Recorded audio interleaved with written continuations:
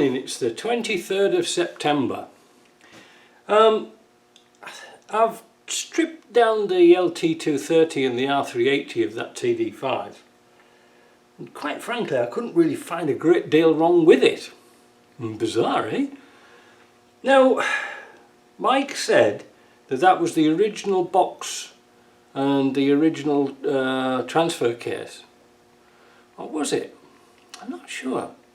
You see, looking back over the video like I was this morning, and I noticed when I stripped down the R380 how easy it was to get the covers off. Because usually you really have to pry them off, because that Loctite type sealer holds on very well. Hence the dismantling tools needed. Well, they just fell apart.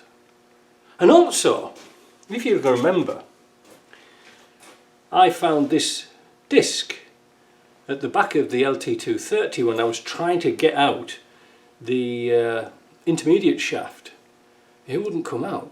Anyway, I found out later that this is epoxy. And I think what they've done is they've smeared epoxy around the bush, around the shaft where the o-ring is, but it also got onto the bearing surface on the shaft itself, and that's why I couldn't get it out. It's usually they usually just push out. Very odd, eh? Anyway, the gearbox, the transfer case is down at JP's shop at the moment. He's going to put a steel bush in it just in case. But there was something very weird, like when I took it apart and he said there was a load of metallic stuff on the R380, and we looked at the filter, you saw it when I dropped it out, it was clean as a whistle. Well, one or two little bits, but I was expecting loads of brass and bits and pieces, well not brass, phosphor bronze, coming out from the selectors like this, and there was nothing. So what I've done is, I stripped down and cleaned all the parts. It's a bit of a mess at the moment, but I just want you to notice that I cleaned all this lot up. Like this is the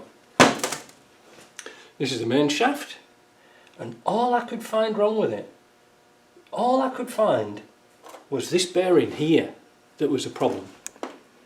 Now I'm going to insert some pictures now of what I found out with this bearing by using this handy dandy USB-C microscope. It magnifies to 1,000 times, and you can see from the pictures that this bearing here was knackered, which would account for why it had so much play in this shaft.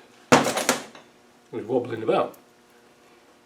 Now I also looked at all the rest of the bearings with this, and I thought they were kind of good. So I thought to myself, this gearbox here has got no like specific faults that I can see. The bearings look beautiful, honestly, and I'm toyed with the idea of actually replacing them, because, well, should I or shouldn't I?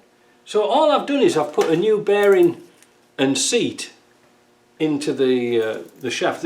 So this bearing sits inside here, and there's a bearing racing here. Boy, that was a bugger to get out, but I got it out. But all the rest seemed great. So I fired up the old microscope thing, had a look at them, and they were a nice grey finish. And when I went to see JP the other day, I left the bearing shells inside the transfer case. I usually take them all out and put new ones in. So what do you think of them? He says, they're alright, aren't they? He says, just reshim it up. I thought, well, if you said reshim it up, I'll reshim it up. I also checked out all the Synchro gears, the Synchro mesh units, and they were fine. There was nothing wrong with them. He did say it did change gear very well. The only thing I found out was a problem was first and second Synchro hub, because I've come across this before. He said it changed good, but let me see which is the one. I've got them all bloody mixed up now. This is the one I took off, right? Now I'm not going to take this apart, but just for demonstration purposes, this is the Synchro on here, the selector. And this is, I think, well, I'm kind of convinced that this is the main cause of why we have bad selection. Why? Because if we put a brand new one on, Nothing. I said this before, I've got a feeling that these pads wear out here. And even JP commented that this middle or top piece here is thinner than that. He says he couldn't understand why that was not the same size. On this one, it is. Made in India. And I've fitted these before and the gear chains have been really good. So that's what I'm going to do. So I've taken the selector shaft apart. I'm going to put it back together again. And I've cleaned up all the casings. Everything cleaned up beautiful. I wet bead blasted all the gears, all the shaft and stuff like this. Lubed up all the bearings. I can't see anything wrong. Now, the thing is, I'll put this on the shelf, and that last TD5 box I had been there about 5 years. Because we have so little demand for them here. In Canada, nobody really bothers with them. R380s for 300 TDIs, well, they sell like hotcakes. So if anybody wants this, I'm going to make a note on the box, and if they want brand new gears and like a service kit, no problem, I'll just take it to bits and put it back together again, because I don't have to clean anything, see?